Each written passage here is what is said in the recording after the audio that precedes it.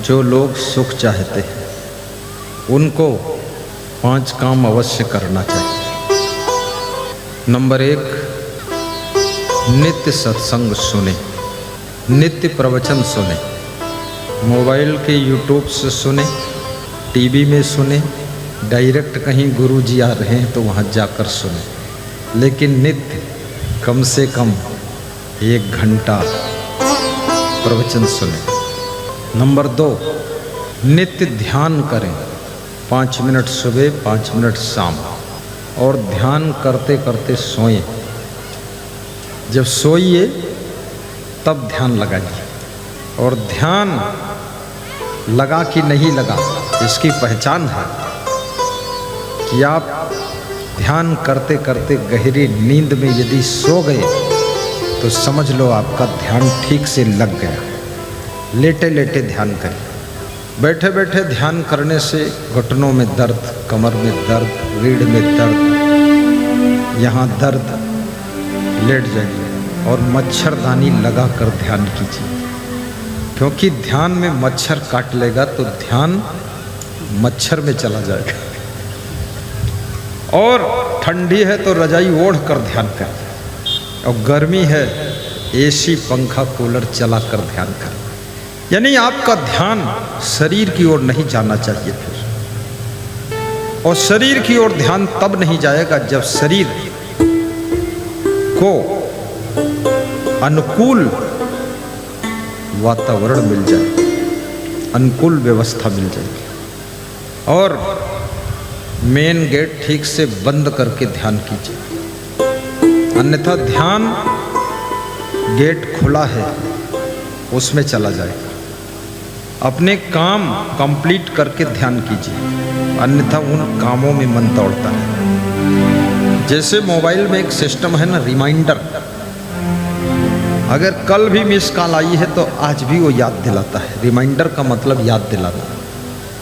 ऐसे तुम्हारे पास जो मन है रिमाइंडर, जो काम तुम्हारा अधूरा है, बिगड़ने वाला है, कुछ संदेह है, तो इसको मन रिमाइंडर याद दिला देता है कि कृपया। इसलिए जब ये सब व्यवस्था बन जाए, और ध्यान के लिए स्वस्थ भी रहिए, और तुम्हारे पेट में दर्द, सिर में दर्द, दांत में दर्द, आंख में दर्द, तो ध्यान तो दर्द में रहेगा, ध्यान आत्मा परमात्मा का कहाँ होगा। इसलिए स्वस्थ रहना भी जरूरी है, और स्वस्थ रहने के लिए क्या करना जरूरी है? जो कर रहे हो वही ठीक है। थोड़ा भोजन चबा चबा कर खाइए, थोड़ा कम खाइए, पानी पर्याप्त पीजिए, और दिन में 2-4 बार हंसिए, प्रसन्न रहिए, चिंता मत कीजिए। जो आपके शरीर को सूट करता है वो चीज़ खाइए, स्वाद के लिए मत खाइए। 40 साल की उम्र के बाद तेल और घी में डूबी हुई चीज़ें नहीं खाना चाहिए। 40 साल की उम्र के बाद, 50 साल के हो जाओ बंद करो। मीठा हाफ कर देना चाहिए। 70 के ऊपर मीठा बिल्कुल कम करना चाहिए, बहुत कम। लेकिन 70 साल के ऊपर मीठा बोलना ज़्यादा चाहिए, मीठा खाना कम चाहिए। स्वीट वाणी, जब बोलो तो ऐसे लगे रसगुल्ला निकल रहे। शरीर भी स्वस्थ हो, मन निश्चिंत हो, और समझदारी हो, आत्मज्ञान हो, आत्मा क्या है, परमात्मा क्या है, तब ध्यान लगेगा। तो नित्य ज्ञान सुने, नित्य प्रवचन सुने, नित्य सत्संग सुने, एक बात। दूसरी बात है, सुख शांति और उन्नति के लिए नित्य ध्यान करें। किसका ध्यान करें? आपके घर में भैंस है, अपनी भैंस का ध्यान लगाइए। अपने ससुराल का ध्यान लगाओ, पत्नी का ध्यान लगाओ, पति का ध्यान लगाओ। इनके ध्यान से कुछ नहीं होगा, इनका ध्यान तो रहता ही है। गुरु के ध्यान से स्टार्ट करिए, पहले गुरु का ध्यान करिए। गुरु के ध्यान के बाद फिर गुरु से मन को आगे बढ़ाइए, आत्मा का ध्यान कीजिए। मैं कौन हूँ? हु एम आई? हूँ कोण छूं? गुजराती में कहावत है, हूँ कोण छूं, मैं कौन हूँ। इंग्लिश में कहते हु एम आई, मैं कौन हूँ। हरिओम समझ रहे हो इंग्लिश? अभी बोलना पड़ेगा इंग्लिश तुमको यहाँ। 93.8% देखेंगे। घबराना मत। कोई बच्चे को बोलवाऊं तो व्यास गादी पर आकर इंग्लिश में बोल देना, क्योंकि यहाँ इंग्लिश पढ़े हुए कम लोग हैं और समझने वाले कम हैं, और ग्रामर कोई जानता नहीं। तुम उल्टा पलटा बोलो सब ठीक है। इंग्लिश में टॉकिंग, स्पीकिंग, ग्रामर की जरूरत नहीं है। धारा बनाइए। तो क्या बता रहा था मैं? आत्मा कौन है? तुम कौन हो? हम कौन हो? एक स्त्री से पूछो तुम कौन हो, कहती मैं स्त्री। फिर पूछो स्त्री में भी आप कौन हो, तो बताती है मैं हीरालाल की पत्नी रीना देवी हूं। अरे तू मां किसकी? हरिओम की मां। बहन किसकी? वो मास्टर साहब की बहन। ये परिचय सांसारिक परिचय है, ये परिचय शरीर का परिचय है। लेकिन इस आत्मा का ये परिचय नहीं है। ये आत्मा कौन है? ये आत्मा आत्मा है। आत्मा कौन है? आत्मा आत्मा है और कौन है? जैसे लोग बोले कि रसगुल्ला कौन है? रसगुल्ला रसगुल्ला है और कौन है? आत्मा आत्मा है। तो आत्मा का स्वरूप क्या है? आत्मा का स्वरूप क्या है? आत्मा का स्वरूप क्या है? आत्मा का स्वरूप है, आत्मा अजर है, अमर है, अविनाशी है। आत्मा शाश्वत है। आत्मा अजन्मा है, कभी जन्म नहीं लेता है, और आत्मा कभी मरता भी नहीं। उस तत्व का नाम आत्मा है।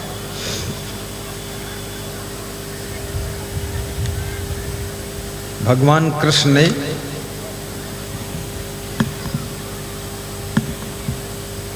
अर्जुन को आत्मज्ञान कराने के लिए 700 श्लोक की गीता सुनाया था। 700 श्लोक सुनने के बाद अर्जुन को आत्मज्ञान हुआ था। तुमने कितने श्लोक सुना आज तक? 70 भी नहीं सुना। इसलिए ना तो आत्मज्ञान है ना शरीर का ज्ञान है। बस कौन सा ज्ञान है? बस वही चकई के चकधुम मकई के लावा तिकड़ी तिकड़म बनाने ज्ञान, और कोई ज्ञान है नहीं। और जब तक आत्मज्ञान नहीं होता है तब तक मनुष्य का मन दुखों से ऊपर नहीं उठ सकता।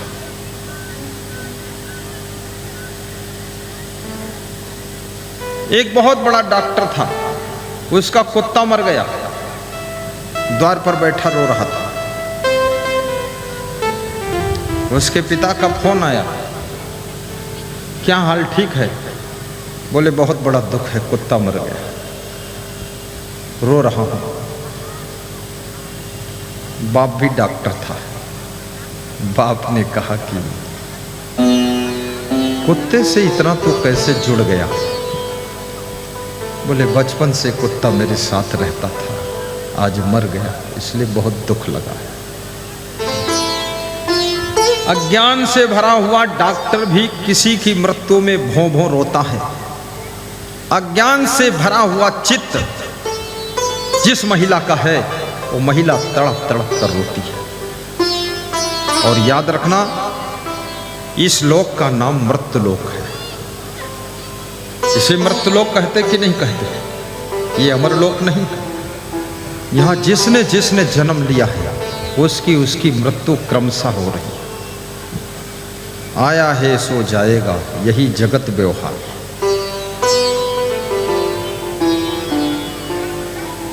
आत्मज्ञान होने के बाद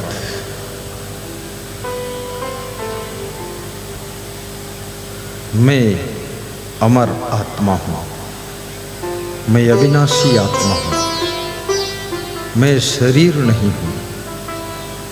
शरीर जड़ तत्वों से बना हुआ पुतला है। ये नश्वर शरीर है। शरीर परिवर्तनशील है। शरीर क्षणभंगुर है।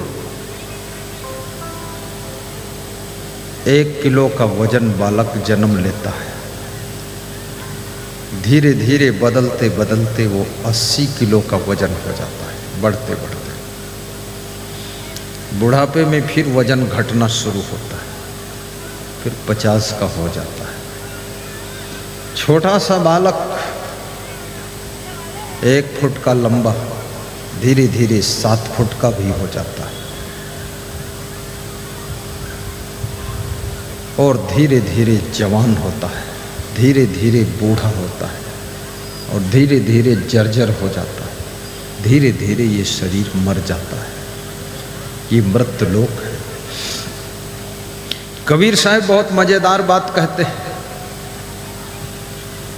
कबीर साहब के पड़ोस में एक भक्त की मृत्यु हुई तो उस भक्त की पत्नी बहुत रो रही थी। तो कबीर साहब उसके पड़ोस में गए और बोले कि अरे तू क्यों रोती है? ई न जाने हमहू मर जेबै, टका 10 बिढ़ई और लई खइबै। ये नहीं जानते हो कि मैं मर जाऊंगा? क्यों रो रही हो? याद रखना, वियोग जिनके संयोग से सुख मिलता है उनका वियोग होने से मन दुखी होता है, और जिनके संग से दुख मिलता है उनका बिछड़न होने से मन प्रसन्न होता है।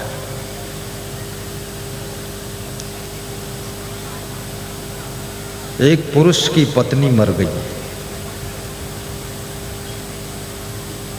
स्त्रियों ने उसको स्नान कराया, कफन में लपेटा गया, अर्थी सज गई, 4 लोग कंधा लगाकर चल दिए।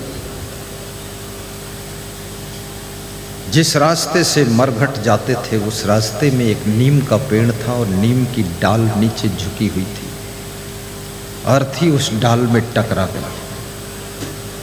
जब अर्थी टकराई तो स्त्री जो मर गई थी ना, झटका लगा तो उसके प्राण वापस आ गए, और उसने हाथ पांव हिलाया और बोलने लगी और पूछने लगी कहाँ लिए जा रहे हैं? कितने लोग शमशान में दफन करने के लिए पहुंच गए और वहां से फिर जिंदा हो गए तो वापस लाए गए। इसलिए कोई मर जाए बहुत जल्दी दफन मत करना। कम से कम 24 घंटे 18 घंटे या डॉक्टर से थोड़ा चेक करा लेना, पूरा मरा है कि आधा मरा, थोड़ा रुके रहना। हो सकता है फिर प्राण वापस आ जाए और आपका सहारा फिर से मिल जाए आपको। और वो स्त्री की अर्थी को नीचे रखा गया, कफन की गांठें खोली गई, उठकर बैठ गई और अपने आप पैदल चलकर घर को आई और 10 साल तक जीवित रही। 10 साल के बाद वो मरी। देखो ये खेल है। 10 साल के बाद जब मरी फिर उसके स्नान शरीर को कराया गया, कफन लपेटा गया, अर्थी सजी, 4 लोग कंधा लगाकर लेकर चल दिए। और फिर वो रास्ते में वही नीम का पेड़ आया, वो टेढ़ी डाल, तो उस डाल को पकड़कर पति खड़ा हो गया और अर्थी जो कंधा लगाए थे उनसे बोला जरा साइड से निकलिए। बोले क्यों? बोले 10 साल पहले मेरी पत्नी मरी थी अर्थी इसी डाल में टकराई थी और फिर झटका लगने से जिंदा हो गई और 10 साल तक जिंदा रही। तो 10 साल मुझको झेलना पड़ा है, अब की चूकना नहीं है, सीधे पहुंचा दूंगा। अब ये सोचिए, ये पति पत्नी के रिश्ते दुखद रिश्ते हैं। जो पति मन में सोचता है कि मेरी पत्नी मर जाए तो अच्छा है, ये कोई रिश्ता है? जो पत्नी सोचती मेरा पति जल्दी समाप्त हो जाए तो अच्छा है, ये कौन सा रिश्ता है? इन रिश्तों में जान नहीं, ये मुर्दे रिश्ते हैं। इसलिए स्त्रियों को चाहिए कि अपने पति को तंग न करें, अन्यथा फिर पति यही सोचेगा जल्दी मर जाए तो ठीक है। और पुरुषों को चाहिए कि अपनी पत्नी को भी तंग न करें, नहीं तो वो जब देवी देवता के मंदिर में पूजा करेगी तो एक ही चीज मांगेगी कि मेरे पति को ले जाओ जल्दी। ऐसे स्त्रियां करवा चौथ व्रत रहती हैं अपने पति की आयु बढ़ाने के लिए, लेकिन करवा चौथ का व्रत ये सिखाता है अगर वास्तव में तुम अपने पति की आयु बढ़ाना चाहती हो तो पति से बात लड़ाना बंद कर दो। पति की आयु 10 साल बढ़ जाएगी। अपने पति के साथ में वकालत करना बंद कर दो, बैरिस्ट्री बंद कर दो। कितनी स्त्रियों ने, कितने पुरुषों ने अपने घर ही को कोर्ट बना रखा है और पति पत्नी दोनों बैरिस्टर हैं। बात लड़ाते लड़ाते सुबह से शाम हो जाती है, मुकदमा फाइनल नहीं हो पाता है और अगले दिन फिर बात लड़ाना शुरू करते हैं। सारी जिंदगी बात लड़ाते रहते हैं। ना पत्नी हार मानती है ना पति हार मानता है। मुकाबले की लड़ाई है, कांटे की टक्कर है। बहुत गलत बात है, बात मत लड़ाई। जिनके साथ में रोज रहना है, जिनके साथ में जीना है, जिनके साथ में सोना है, खाना है, पीना है, जिनके साथ में सुबह शाम बिताना है, याद रखना उनसे बात कभी नहीं लड़ाना चाहिए, क्योंकि बात लड़ाने से रिश्तों में कड़वाहट पैदा हो जाती है और धीरे धीरे प्रेम कमजोर हो जाता है। तो रिश्तों को मुर्दा की तरह ढोना पड़ता है, मुर्दा की तरह ढोना पड़ता है। जिनके साथ में रोज जिंदगी बीत रही है उनकी गलतियों को भी थोड़ा नजरअंदाज करिए। कभी घी का डब्बा उलट जाए और घी फर्श पर गिर जाए, ऐसे देख लो और मुस्कुरा लो और फिर मुंह दूसरी तरफ घुमा लो। डब्बा लुढ़काने वाले को ऐसा ना लगे कि देखा है, लेकिन तुम तो ऐसे हो कि वहीं पहुंचते हो। डब्बा ये कौन गिराया है, छोड़ो डब्बा, अब वक्त बदल गया है। गई बहारें वही कनवज की, छूट गई गंगा स्नान। अब मत बोलो कुछ। नुकसान को भी सहने की दिल में जगह बनाइए,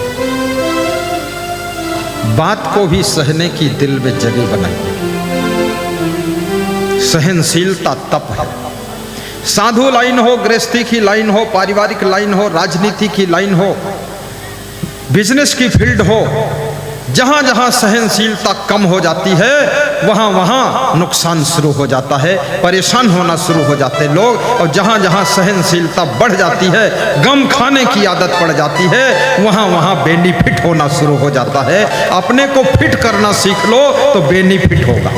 बोलिए सद्गुरु भगवान की जय। इतना जोर से सत्संग सुना रहो तब जाकर महिलाएं शांत हुई। इनको डर भी लग गया कि एक की तो पत्नी मर गई, हमारा नंबर ना जाए। डर में चुप हुई। आधा घंटा इनको चुप करने में लगा। अब इनका ध्यान एकाग्र हुआ। ये म्याऊं म्याऊं वाला सत्संग सुनेंगे भी नहीं, क्योंकि ये खुद ही अपने घर में सुबह से शाम तक प्रवचन सुनाती रहती है। अब यहाँ हम धीरे धीरे प्रवचन सुनाए तो ये सोचेंगे इनसे अच्छा तो हम खुद सुनाते हैं, हमारा पति रोज सुनता रहता है, इनमें तो कोई दम नहीं, ये काहे के ब्रह्मचारी है। तो इसलिए हमको भी ताकत लगाना पड़ेगा।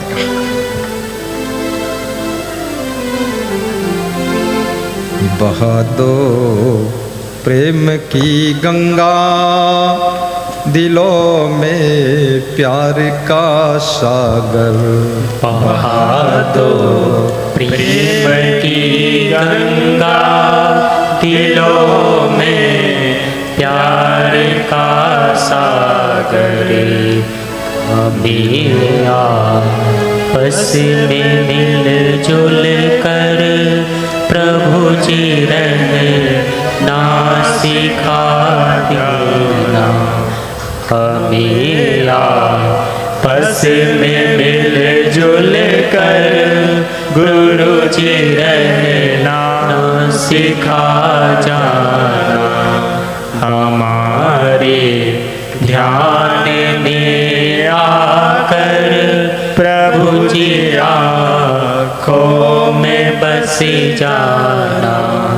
हमारे ध्यान में आकर प्रभु जी आँखों में बस जाना। प्रभु जी आँखों में बस जाना। गुरु जी आँखों में बस जाना। गुरु जी आँखों में बस जाना। धरातम है मेरे मन में परम ज्योति जला जाना। धरातम है मेरे मन में परम ज्योति जला जाना। हमारे ध्यान में आकर प्रभु जी आँखों में बस जाना। हमारा धर्म हो सेवा, हमारा कर्म हो सेवा। हमारा धर्म हो सेवा, हमारा कर्म हो सेवा। सदा सत्य संगियों में मिल हमें सेवक बना जाना। सदा सत्य संगियों में मिल हमें सेवक बना जाना। हमारे ध्यान में आकर गुरु जी आँखों में बस जाना। बोली सद्गुरु भगवान की जय।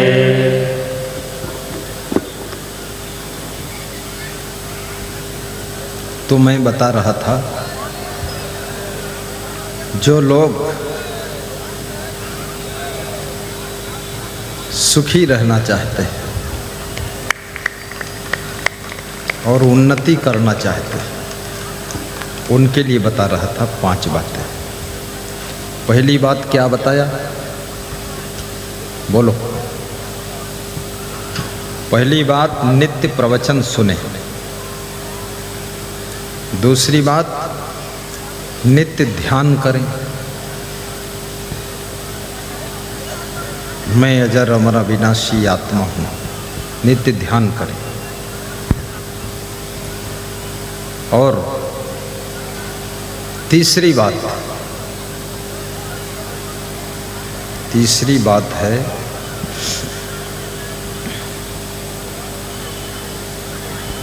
नित्य गुरु मंत्र जो है, उस मंत्र को 7 बार सुबह 7 बार शाम को मनन करें, जप करें। मंत्र में बहुत बड़ी शक्ति है। तीसरी बात, मंत्र जाप मम दृढ़ विश्वास। और चौथी बात, नित्य दान करें। नित्य दान। आपके घर में दान डिब्बा होना चाहिए, छोटा सा। सब तरह के डिब्बा है, एक दान डिब्बा भी रखो। उसमें नित्य दान डालो। जैसे भी आपने देखा था बहुत लोग नित्य दान का डिब्बा लाए थे। श्री हीरालाल साहू, उनकी दुकान है फैशन सिटी बेगूसराय। उस दुकान में एक डिब्बा रखा है, उसमें 7,775 कुछ राशि थी, वर्षा हुई। फिर दूसरा डिब्बा वो घर में रखते हैं, उसमें भी याद नहीं कितनी राशि थी, वो वर्षा हुई। तीसरा डिब्बा उनकी वाइफ लाई, वो वर्षा हुई। उनके पास में 35 से 40 कर्मचारी सिटी फैशन रेडीमेड स्टोर में नौकरी करते हैं और उन्नति हो रही है। नित्य दान करें, ये चौथी चीज है। चौथी हो गई ना। अब पांचवी चीज क्या है? सुख और उन्नति के लिए 24 घंटे में जब शाम हो, पति पत्नी 10 मिनट बात करके, सेटिंग करके, एडजस्टिंग करके, प्रसन्न होकर मीठी मीठी प्रेम की चर्चा करके उसके बाद विश्राम करें। भाई भाई अगर जॉइंट फैमिली है, 24 घंटे में एक बार समय निकालकर भाई के साथ बैठकर प्लानिंग पर पुनः विचार करें। बाप बेटे 2 ही हैं, तो जो भी प्लानिंग बनी है उस प्लानिंग को डिसीजन में लेना है, थोड़ा मधुर स्थिति में सलाह करें। कभी किसी व्यक्ति को बहुत बुद्धिमान स्वयं को समझना नहीं चाहिए, क्योंकि कभी कभी जिसको हम छोटा कहते हैं उसकी बुद्धि अच्छा रास्ता निकालती है। न्यूटन जैसा वैज्ञानिक, जिसने पृथ्वी में गुरुत्वाकर्षण की खोज किया था, एक बार रिसर्च में लगा हुआ था, तो बिल्ली का बच्चा रो रहा था। तो उसने घंटी बजाया और कर्मचारी को बुलाया कि ये बिल्ली का बच्चा क्यों रो रहा है। कर्मचारी ने कहा कि वैज्ञानिक महोदय, इसकी माँ मकान से बाहर रह गई है, ये बच्चा अंदर छूट गया है, इसलिए माँ के वियोग में रो रहा है। अच्छा, इसलिए रो रहा है, दरवाजा बंद हो चुका है। तो एक काम करो, इसकी माँ उधर दुखी है, ये बच्चा इधर दुखी है, तो इस दरवाजे में 2 छेद कर दो। एक तो इसके माँ के आने के लिए बड़ा छेद कर दो और इस बच्चे के आने जाने के लिए छोटा छेद कर दो, ताकि जब इच्छा हो आ जा सके। ये रोना धोना डिस्टर्ब कर रहा है। तो नौकर बोला, महोदय एक निवेदन है, 2 छेद करने की जरूरत नहीं है, एक बड़ा छेद कर लेंगे, उसी से बिल्ली निकल जाएगी, उसी से बच्चा भी निकल जाएगा। इतना बड़ा वैज्ञानिक न्यूटन, वो इस बात में चूक गया। इसलिए कभी कभी अपने बच्चों से भी, अपनी बेटी से भी, अपने पत्नी से, पति से, भाई से, माँ बाप से भी थोड़ा सा डिस्कस कर लो। डिसीजन बिना डिस्कस के नहीं होना चाहिए, और डिस्कस निष्पक्ष होना चाहिए। जिद और हट से जो डिस्कस होता है वो डिसमिस होता है, वो सफल नहीं होता। सहज भाव से डिस्कस करो और उसमें जो बिल्कुल सही सलाह देता है उसको मानकर फॉलो करो, आगे बढ़ाओ, उस पर प्लानिंग करो और फिर उस पर वर्किंग करो। 1 नंबर डिसीजन जिसका सही है, नंबर 2 प्लानिंग सही है, और जिसकी वर्किंग टॉप की है, तो सफलता उसके चरण चूम लेती है, उसके घर में धन वर्षा होने लग जाती है। किसी की बराबरी करके कोई काम शुरू मत करिए। अपने स्वभाव को देखिए, अपना व्यवहार देखिए, अपनी बुद्धि को परखिए, अपनी वाक्पटुता को देखिए, अपनी क्षमता को देखिए, अपने शरीर की स्थिति को समझिए। उसके बाद में आप क्या कर सकते हो खुद से प्रश्न कीजिए और उसके नेगेटिव पॉइंटों पर ध्यान दीजिए। लोग कहते हैं नेगेटिव सोचने से मनोबल गिरता है। अरे पूरा पॉजिटिव सोचोगे, नेगेटिव आ जाएगा तो पूरे सब बिजनेस गिर जाएगा। नेगेटिव भी सोचो, यदि हम इसमें सफल नहीं हुए और 2 करोड़ पैसा लगा रहा हूं तब क्या होगा, इतना बड़ा लोन नहीं ले रहा हूं तो अब कैसे सफलता मिलेगी। सफलता किन किन कारणों से नहीं मिलती है और सफलता किन किन गुणों से प्राप्त होती है, इस पर विचार कीजिए और उसके बाद कदम उठाइए। जल्दबाजी में लिया गया निर्णय हार की तरफ ले जाता है। पारिच्य कारणम समीक्षा समारंभो, सोच विचार कर लिया गया फैसला सफलता के शिखर पर पहुंचाता है, सफलता के शिखर पर पहुंचाता है।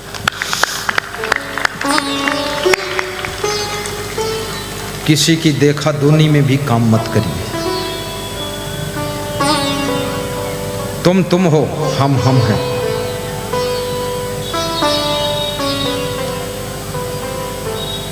अपनी सामर्थ्य का आकलन कर लीजिए। जो करना चाहते हो उसको पहले सीखिए।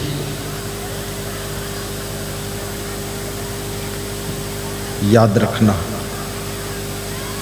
ये 5वां गुण है समता, सुमत, सलाह, सहनशीलता और शिष्टता। ये 5 बात अगर आप में है, शिष्टता है, सहनशीलता है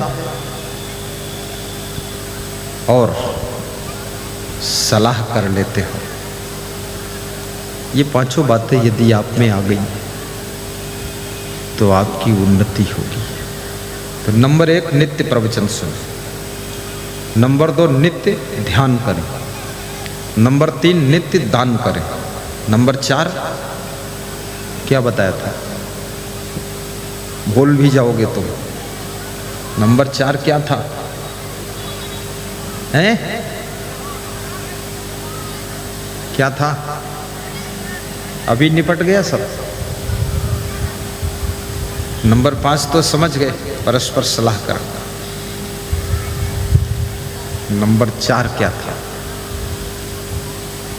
जिनके बीच में रहते हो उनकी छोटी छोटी गलतियां नजरअंदाज भी करो, उनसे तर्क वितर्क न करो, बात न लड़ाओ। ये है, यानी प्रेम से रहो, समता से रहो। नंबर 4 और नंबर 5 सलाह करके, सोच विचार कर, डिस्कस करके तब डिसीजन लो। ये 5 बातें जिसके पास होती है, नित्य ज्ञान सुनने से क्या होगा, मन भटकेगा नहीं, क्योंकि मन भटकने से भी जिंदगी चौपट हो जाती है। और नित्य ध्यान करने से मन में शांति रहेगी, बेचैनी नहीं रहेगी, शीतलता रहेगी। और नित्य दान करने से लोभ की मृत्यु हो जाएगी। तो गलत ढंग से पैसा कमाने की कोशिश नहीं करोगे, क्योंकि अन्याय से जो पैसा आता है पाप, शोक और रोग और दुख लेकर के आता है। जो पैसा पवित्रता से आता है वो पैसा सुख, शांति और उन्नति लेकर के आता है, उन्नति लेकर आता है।